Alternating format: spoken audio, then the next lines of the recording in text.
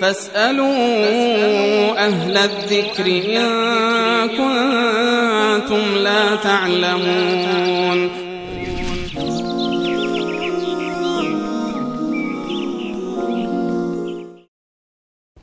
خواهرمون میم از دیار مولانا محمد عمر سربازی رحمه الله سوال کردن که آیا در عادت ماهانه خواندن قرآن و اذکار جایز است؟ خواندن اذکار که بل اتفاق تمام مذاهب میگن هیچ گونه اشکالی نداره. حتی آیات قرآنی که به عنوان دعا هست، به عنوان اذکار هست، مانند ربنا آتنا فی الدنیا حسنة یا موارد دیگر، بل اتفاق تمام علما هیچ گونه اشکالی رو نداره. و بسیاری از علما معتقد هستند که حتی در عادت ماهیانه بدون عذر هم میشود قرآن خوند.